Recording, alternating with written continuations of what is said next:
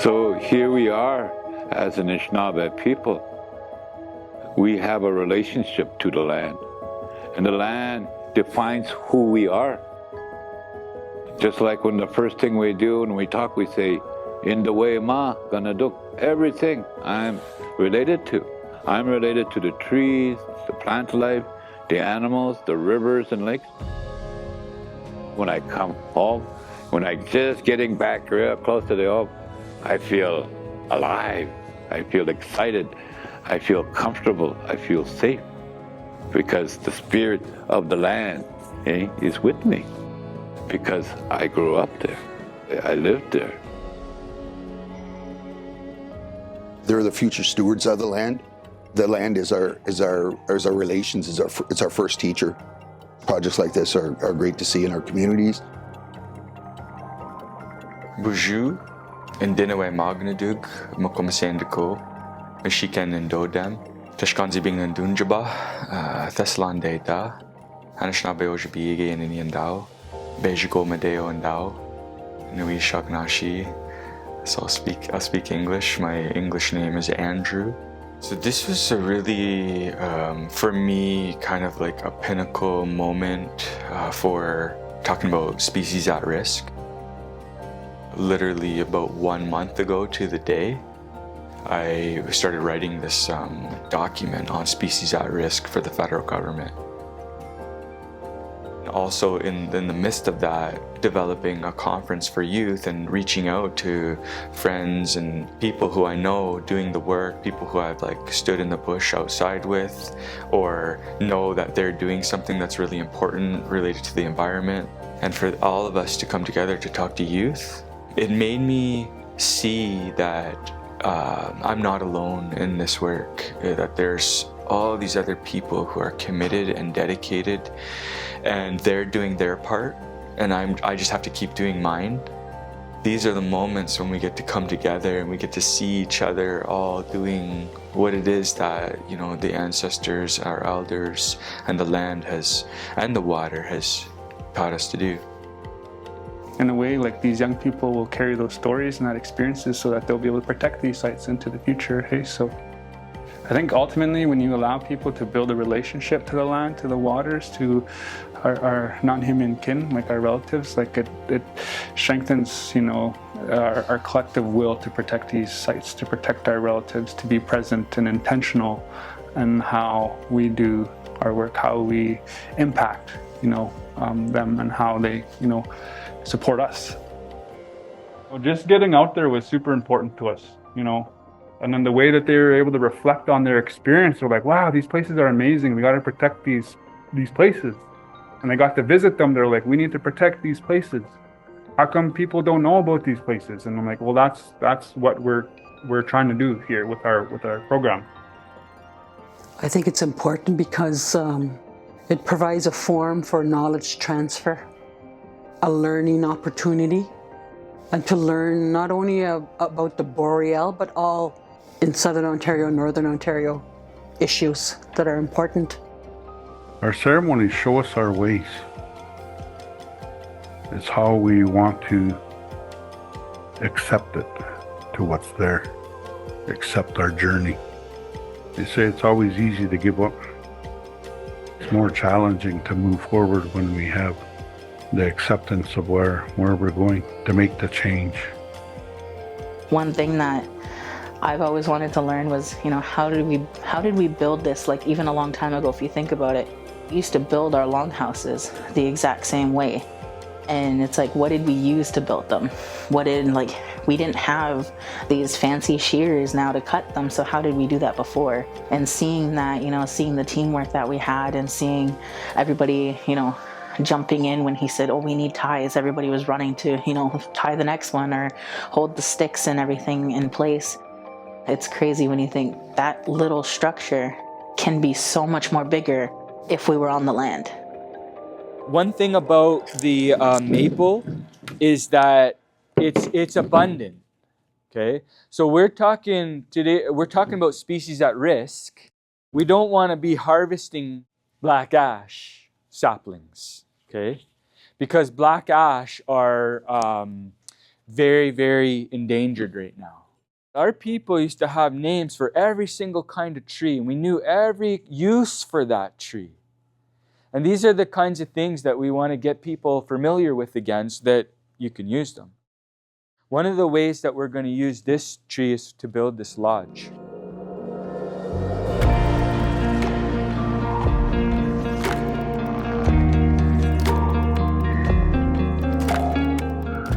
Gatherings like this are important because we all have different things in our bundle.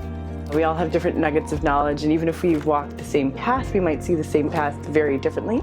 And so it's really important to have that shared knowledge and understanding and perspectives. And I think it's really important for our youth to gather, particularly with our elders, people who've walked the land for many years, to be able to share those experiences and to be able to sort of walk together in the time that we do have. I am really trying to work with my community to ensure that our youth have that story and know where we come from and know all these different informations about our past chiefs, our territory, what happened in the sense of history with like colonization and what happened in this area. And I know that some families don't have the ability to do that for their kiddos. And it's our job as youth in our community to ensure that everyone has those same opportunities. Picking up these bundles of knowledge so that, you know, they can be available to future generations is, you know, kind of some of the work that I'm kind of aspire to do, I guess. So making sure that students can engage in some of the most groundbreaking research that we have at our institution, which is, of course, tantamount in when it comes to the environment and biology. We have a healthy, dependent relationship with our Mother, the Earth, with inheritances, with the land, with the water, with the spirits, with the trees. I think forums like the Chiefs of Ontario, youth getting together to take a look at inherent rights, to take a look at water systems, take a look at invasive species, species at risk, is really a part of that bigger job that we have as a people to look after our inheritance. I just think it's such a cool opportunity to be in a room of youth to talk about what I do for my job and how they could take lessons from this project and bring them back to their own communities. Yeah, I was very impressed at their level of attention and them being actively engaged in all the presentations that were done. It was really inspiring to see. The land holds like not only like our traditions but our values, our culture. It's not just our place to live, it's it's where we thrive. Yeah. And learning how to do what we need to do to take care of Kakmakwa. So having her come to this conference, it just elaborates that even more. There's even stuff that I haven't even really touched base on that I've learned. So having her learn the same thing, it makes me feel complete now because I know that all this knowledge is being passed down. What about the Carolinian forest? What do you need to know about that? What do you need to know about species at risk? These were forests where fruits and nuts and berries and so many other things were in great abundance, medicines. And they were accented by wetlands and prairie grasses. These were established in southern Ontario over about 50 generations. I want to share a concept that our people practiced for a long time. It's Bindugo Dadwin, okay? And part of the reason yesterday we built this lodge here is so that we could remember how we used to be as Anishinaabe. The types of structures that we built, the materials that we used, how we lived, and this concept Bindugo Dadewin is what our ancestors practiced. Essentially, it means that we welcomed people into our lodges and we gave them gifts, Madao Ki. We gave them gifts and we gave them everything that we had. There's this concept, Kino Madwa Demeko Tamwad in the language, which is we learn together by doing. Nothing can replace the experience of putting the hands on the work. And while we can't really be out and working with the ash or working with the elm or working with, all these other species, the fishes and the plant life that we've been talking about, I knew that inside at least we could, put our hands together and see what everybody working together can achieve in a short amount of time. And that's what it really is going to take for us to restore our environment. And it's not just, Native Indigenous youth. It's not just adult Indigenous people. It's all people. You can probably see no one is excluded in what we do. This isn't just about the Indigenous youth. It is designed for them. And we're going to use our knowledge and our teachings to deliver that. But everybody's included. And everybody can learn from it. If the land is sick, we're sick. And the land's real sick, so are our people. I've just seen the effects of it, of invasive species, of species at risk. I've seen what it does to our land, what it does to our moose population, our deer population, our caribou population that's no longer here. It's just crazy to see the change in 20 years, let's say, if I can recognize from when I was about 5, let alone the change my dad's seen, my papa's seen, and what we're gonna continue to see. And it's just one little jump in the ecosystem and it impacts a whole bigger picture. And I don't think a lot of people realize that, because I'll go back to that one thing I said, if the land is sick, yes, Anishinaabe are sick, but we're all gonna be sick. Because where are you gonna eat? Where are you gonna drink?